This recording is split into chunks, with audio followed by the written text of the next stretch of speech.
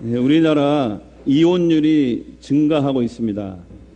우리나라 이혼율이 계속 증가하고 있는데 얼마 전에 간통죄가 폐지되어서 사회적으로 가정을 지키는 이 강력한 제동 장치가 사라졌습니다.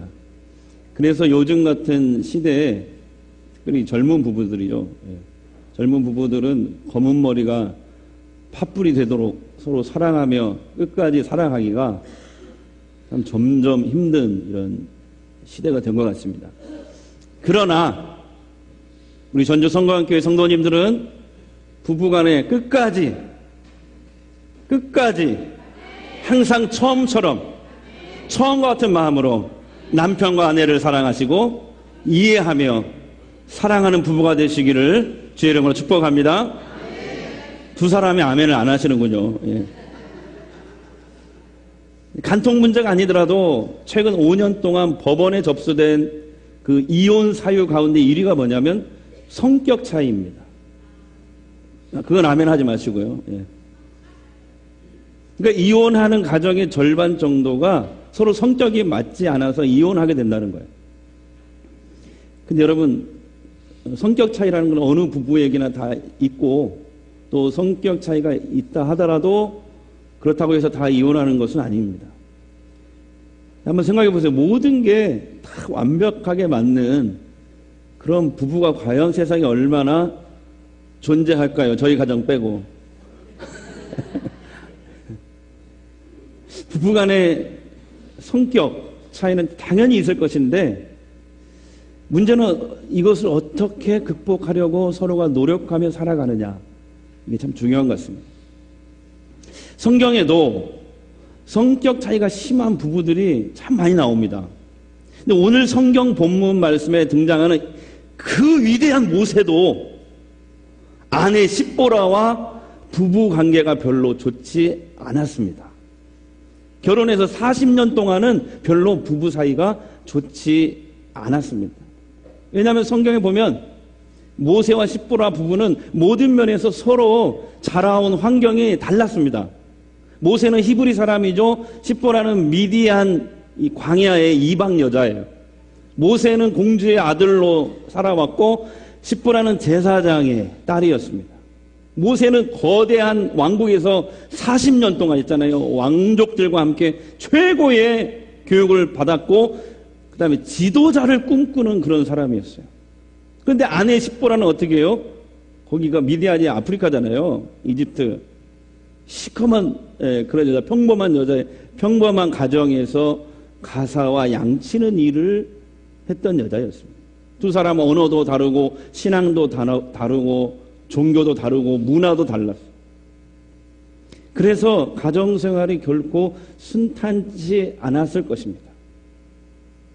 성경을 봐도 그렇고 오늘 말씀을 봐도 그렇고 유대인들이 성경의 뒷이야기로 기록한 게 있는데 그게 미드라시라는 거예요. 미드라시. 이 책에 보면은 거기 보면 모세와 십보라 부부에 대한 성경에 나오지 않는 뒷이야기들이 나오는데 거기 보면 별로 부부 사이가 좋지 않습니다. 제가 그거 얘기하면 여러분 충격받을까 봐 얘기를 못 할 것 같아요. 그래서 아무튼 별로 좋지 않아요. 여기 미드라시를 봐도 그랬습니다. 이런 상황 속에서 모세는 어느 날 하나님께 소명을 받습니다. 너 지금 이집트로 다시 돌아가서 이스라엘 민족을, 노예 생활하는 이스라엘 민족을, 네 백성들을 구원해내라. 이 엄청난 하나님의 구원 사역을 맡기셨습니다. 하나님은 하나님의 이 위대한 구원 사역을 위해서 정말 갈등 가운데 있었던 이 모세의 가정을 새로운 가정으로 만드셔서 쓰시기를 원하셨습니다. 여러분 아멘 하세요. 하나님은 고쳐서 쓰신다. 믿으시죠? 네. 지난주에 배운 거잖아요. 그죠? 네. 여러분의 가정은 어떻습니까? 여러분의 남편, 여러분의 아내, 여러분의 가정은 평안하십니까? 부부가 서로 사랑하며 한마음이 되어 그래서 우리 가정에 하나님이 주신 그 비전을, 가정에 주신 비전을 품고 나아가고 계십니까? 어떻게 하면 우리 가정이 다시 회복되고 하나가 되어 하나님께 쓰임받는 아름다운 믿음의 가정으로 세워질 수 있을까요? 오늘 이 본문 말씀은 구약에서 해석하기에 가장 어려운 본문 중에 하나입니다. 오늘 말씀이. 어느 날 하나님은 미디안에서 양치는 모세를 호렙산으로 부르셨습니다. 그리고 그에게 소명을 주셨습니다. 그때 그의 나이, 모세의 나이 80세였을 때였습니다. 너는 지금 애굽, 이집트로 돌아가서 내 백성을 구원해내라. 이런 소명을 주셨어요.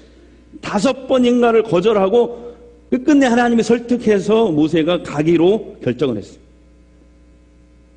사실 40년 전 모세가 미디안 광야로 오기 전까지는 이집트의 왕자로 살았습니다. 바로 왕의 딸, 바로의 공주의 아들로 살았답니다.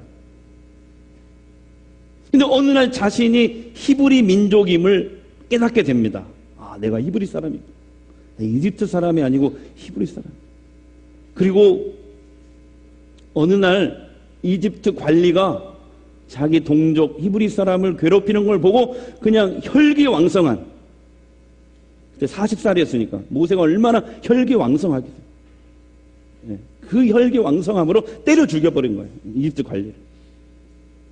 그 일이 발각이 돼서 모세는 궁궐을 떠나고 왕자의 자리를 떠나서 멀리 도망쳤습니다. 그래서 미디안 광야로 도망치게 된 것입니다. 그리고 모세는 거기에서 미디안 제사장 이드로의 사위가 되어 40년 동안 거기서 광야에서 양치며 처가살이를 하면서 살았던 것입니다. 처가살이. 그러나 이제 때가 되어 하나님은 모세를 하나님의 위대한 구원 사역을 위해서 그를 호렙산으로 부르셨고 그에게 소명을 주셨습니다. 모세는 하나님의 소명을 받아서 이제 이집트로 40년 만에 다시 돌아가는 것입니다. 그런데 가족과 생리별할 수는 없잖아요. 그래서 모세는 부인 십보라와 두 아들 게르솜과 엘리에셀과 함께 이집트로 가는 길을 떠납니다. 근데 길가 숙소에 하룻밤을 묵는데 갑자기 모세가 복통이 일어났는지, 오늘 성경에 나오진 않지만 아마 그랬을 거라고 학자들이 추측을 해요. 복통이 일어났는지. 저도 작년에 1월 달에 경험했잖아요, 갑자기. 아마 제가 섬에 살았으면 천국에 갔을 거예요, 아마. 근데 전주에 살아서 바로 예수병원 앞에서 가서 수술했잖아요. 아무튼 그렇게 막 거의 죽을 지경이, 복통이 나서 죽을 지경이 됐는지 아무튼 시름시름 앓든지 갑자기 죽을 지경이 된 거예요. 근데 오늘 성경은 뭐라고 되어 있냐면 그때 하나님이 모세를 죽이려고 하셨다. 죽인 게 아니고 죽이려고 하셨다. 이렇게 되어 있어요, 성경에. 자, 24절 한번 읽겠습니다. 시작. 모세가 길을 가다가 숙소에 있을 때에 여호와께서 그를 만나사 그를 죽이려 하신지라. 아니, 하나님은 모세에게 소명을 주실 때는 언제고 이집트를 가라고 할 때는 또 언제고, 그렇게 해서 겨우겨우 설득해서 이집트로 가는 모세를 죽이려고 하다니요? 잘 이해가 되지 않습니다. 아니, 하나님의 변덕쟁이신가? 이런 의문을 품게 됩니다. 그러나 모세가 죽게 되었을 때 십보라는, 그 부인 십보라는 재빨리 돌발 행동을 합니다. 자, 25절을 보겠습니다. 자, 시작. 십보라가 돌칼을 가져다가 그의 아들의 포피를 베어 그의 발에 갖다 대며 이르되 당신은 참으로 내게 피남편이로다. 다 같이요. 당신은 내게 참으로 피남편입니다. 부부가 함께 앉으신 분들은 얼굴을 보면서 다시 한번 해보세요. 당신은 참으로 내게 피남편이십니다. 아니, 부부만 하라니까요. 부부. 십보라가 길가에 있는 날카로운 돌칼을 들더니 포피라는 건 자기 아들의 성기의 그 윗부분, 그 포피를 잘라버린 거예요. 그 할례라고 하죠, 할례. 그리고 그 잘라진 그 포피를 얼른 모세의 발에 댄 거예요. 원어 성경에는 발이 아니고 다른 걸로 표현됐는데 차마 얘기를 못 하겠습니다. 아무튼 발에 댔어요. 그리고 외쳤어요. 당신은 나의 피난편입니다. 그랬더니 모세가 다시 살아난 거예요. 모세가. 오늘 말씀이 그런 내용이거든요. 십보라의 이 빠른 결단과 행동이 남편 모세를 죽을 고비에서 살린 것입니다. 자, 26절 보겠습니다. 시작. 여호와께서 그를 놓아주시니라. 그때의 십보라가 피남편이라 함은 할례 때문이었더라. 그러니까 모세가 갑자기 죽게 된 것은 자식들의 이 할례와 관계가 있음을 26절은 우리에게 말씀해 주고 있는 거예요. 십보라도 남편 모세가 갑자기 죽어갈 때 그 이유가 자식들이 할례를 받지 않아서였다라고 얼른 캐치를 한 거예요. 그래서 재빨리 돌칼을 주어서 아들의 포피를 베어 할례를 행하였던 것입니다. 여러분, 이 십보라의 빠른 행동 때문에 모세가 다시 회복된 줄 믿습니다. 그 가정이 회복된 줄 믿습니다. 남편이 죽었어 봐. 남편이 죽었다는 것은 가정이 파괴되는 거예요. 그 시대. 모세와 십보라는 그동안 40년 동안 미디안에서 부부로 살았습니다. 하지만 자라온 환경이 너무 달라서 사실 많은 갈등이 있었고 결속력이나 일체감은 없었어요. 별로 없었어요. 그러나 이 사건으로 두 부부는 그제서야 피로써 결속된 부부가 되었던 것입니다. 당신은 나의 피 남편입니다. 이 말은 이제서야 당신과 나는 피로 맺어진 부부가 되었다. 이런 뜻이거든요. 모세와 십보라가 피로써 결속이 되자 죽음의 위기에서 벗어났습니다. 그리고 출애굽을 위한 여정을 계속해서 하나님이 주신 그 사명을 계속해서 감당할 수 있는 그 여정을 갈 수 있게 된 것입니다. 여러분, 그런데요, 도대체 할례가 뭐길래 모세 아들들이 할례를 안 했다고 하나님은 모세를 죽이시려고까지 했을까요? 할례가 뭐길래 도대체? 그동안 모세와 십보라가 결혼한 지 40년이 다 되었을 때까지 왜 아들들에게 할례를 주지 않았을까요? 26절 할례라는 단어는 원어 성경에 복수로 나와 있어요. 할례들. 그러니까 이것으로 보면 그동안 부부는 두 아들들이 다 사십살은 안 되겠지만 30 몇 살 됐겠죠. 큰아들은. 그렇게 애들이 다 자랄 때까지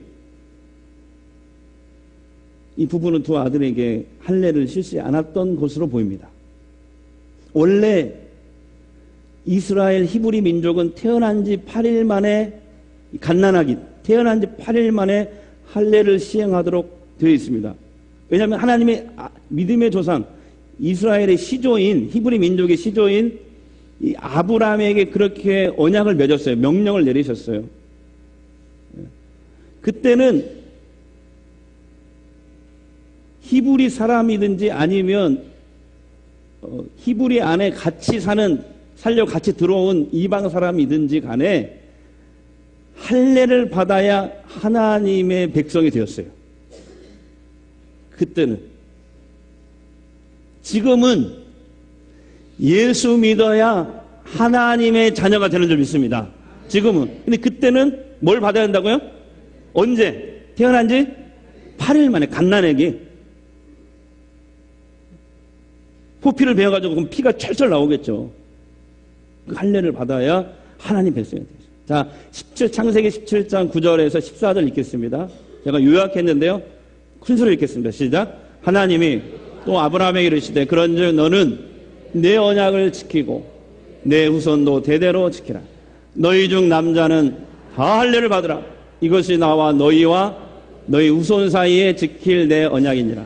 너희는 포피를 베어라. 이것이 나와 너희 사이에 언약의 표징이니라. 이에 내 언약이 너희 살에 있어 영원한 언약이 되려니와 할례를 받지 아니하는 남자는 그 백성 중에서 끊어지리니 그가 내 언약을 배반하였음이니라. 아멘. 그러니까 히브리 민족에게, 이스라엘 민족에게 할례는 하나님의 백성이 되었다는, 요즘으로 얘기하면 세례와 같은 이런 표시였어요. 그때. 그러나 십보라는 미디안 이방 여자였습니다. 애굽에서 도망쳐 나온, 지금 처가살이를 하는 모세와 결혼을 했지만 자식들 할례 문제를 가지고 부부간의 갈등이 너무나 심했던 것으로 보여집니다. 그렇잖아요. 로마에 가면 로마의 법을 따르라, 이런 말이 있잖아요. 그런 것처럼 십보라는 그렇게 생각했던 것 같아요. 모세가 이제 미디안 사위가 되었으니, 히브리 자손이 아니라 미디안 사위가 되었으니 굳이 히브리인들이 받는 태어난 지 8일째 되는 그 위험한 할례를 이 갓난 애기에게 실시해야 된다고? 나는 그럴 마음이 없어. 잘못하다고 죽으면 어떡해? 그런데 남편 모세는 무슨 소리야? 하나님의 백성은 다 할례를 해야 돼. 이런 걸로 십보라와 모세가 갈등이 심했던 것으로 추정이 됩니다. 할례를 반드시 행해야 하나님의 언약 백성이 된다고 강조했지만 십보라는 너 하나님의 언약 백성이 되는 것보다 아이의 생명이 나는 더 중요해. 그리고 그렇게 얘기했겠죠. 속으로. 처가살이 하는 주제에 내 말 들어야지. 장인 어른도 내 편인데. 그런 식으로 하지 않았겠어요? 그러니까 성경에 보면 이 미디안 광야 시절 목동을 살 때 말씀에 보면 모세가 자주 집에 있지 않고 자꾸 밖으로 나돌아요. 왜 그랬을까요? 부인하고 좀 갈등이 있었다는 거죠. 좀 알 수가 있죠. 제 추측이지만. 그렇잖아요. 부인이 좋고 이러면 자꾸 집에 들어가고 싶지 않겠어요? 저만 그런가? 네.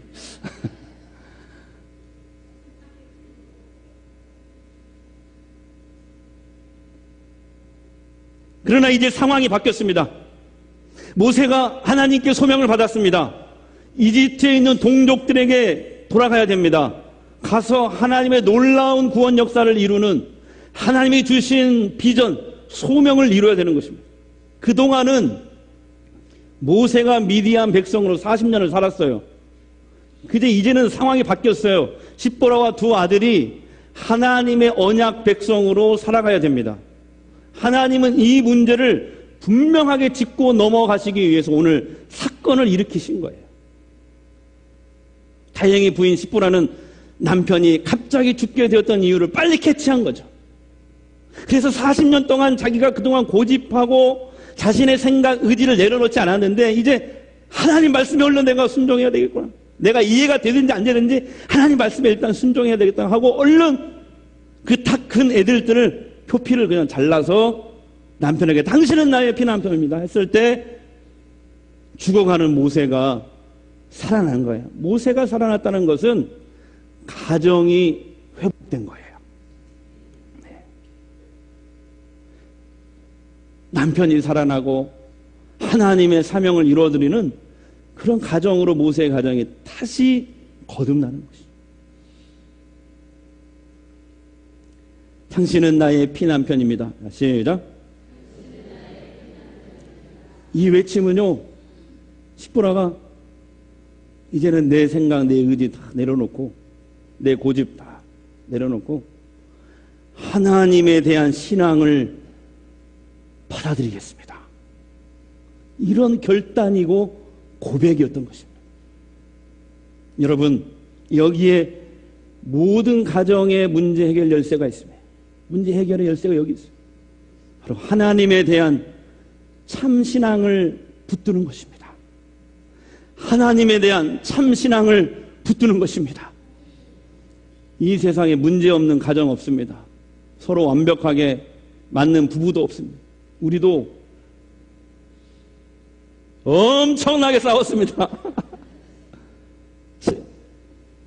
제가 집을 제가 나갈 정도로. 지금은 인고 부부가 됐지만 말하기도 부끄럽네요. 엄청나게 싸웠어요. 아니, 있잖아요. 결혼하기 전에 내가 분명히 약속을 하고 결혼을 했거든. 그리고 어머니 돌아가실 때까지 어머니가 우선이다. 나는 당신과 어머니가 물에 빠지면 어머니만 건질 것이다. 일단 당신은 어머니 돌아가실까지 수영을 열심히 배워라. 알았대. 그리고 결혼을 했거든요. 그래 놓고 아무튼 네.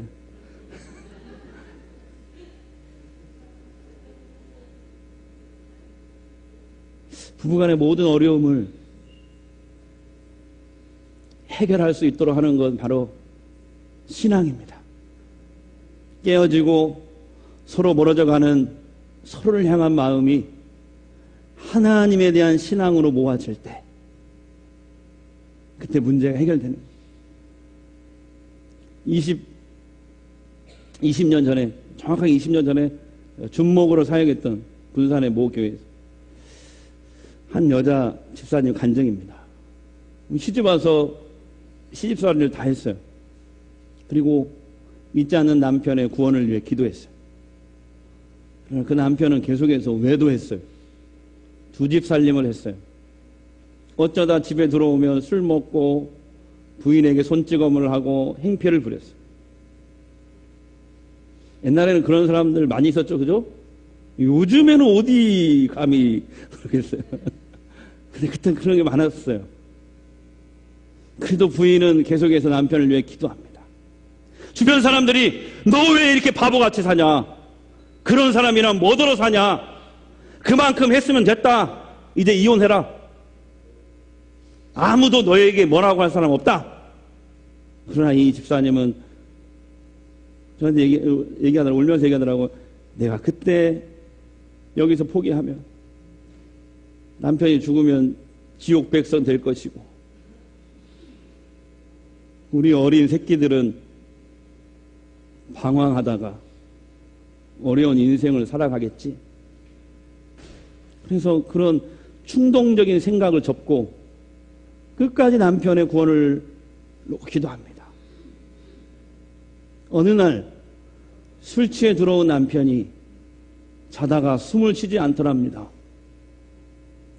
너무 다급해서 부인 집사님이 남편을 잡고 기도합니다. 하나님, 제게 한 번만 더 기회를 주십시오. 그러면 내가 남편을 믿음의 사람으로 세우겠습니다. 자꾸만 기도를 합니다. 그때 갑자기 환상이 열리더래요. 예수님이 나타나시는데 예수님이 눈물을 흘리시면서 그 남편의 몸에 손을 대는 거야. 그 남편을 만져주시고 그 왼수 같은 남편을 만져주시는 거야. 그날 그 남편이 사실 죽는 날이었대요. 이 집사님이 생각해보니까 그래요. 그날 그 남편이 죽는 날이었는데 주님이 부인 집사님의 기도를 듣고 살려주셨더라. 이렇게 고백하고 남편이 외도하고 방탕했지만 그 남편 불쌍히 여기고 집사님 끝까지 사랑으로 대하니 나중에는 돌아오더랍니다. 정확히 10년 걸렸대. 10년 세월이 짧은 세월이에요? 그런데 나중에는 당신이 가는 교회에 한번 가볼까? 그래서 그 교회에 나가는데 첫날 은혜를 받은 거야. 첫날 성령이 임한 거예요. 남편에게 눈물 콧물 다 흘리고 회개를 하더랍니다. 나중에 부인이 알게 된 사실인데 남편이 이상하게 예배드릴 때 눈만 감으면 그동안 자신이 저지른 죄가 영화처럼 막 지나가더래요. 그 첫날 왔는데 남편은 첫날 성령을 받은 거죠. 예배가 끝났는데 부부는 자리에서 일어나지 않고 한참 손을 잡고 부인과 찬송을 불렀대요. 다 함께 불렀으면 좋겠어요.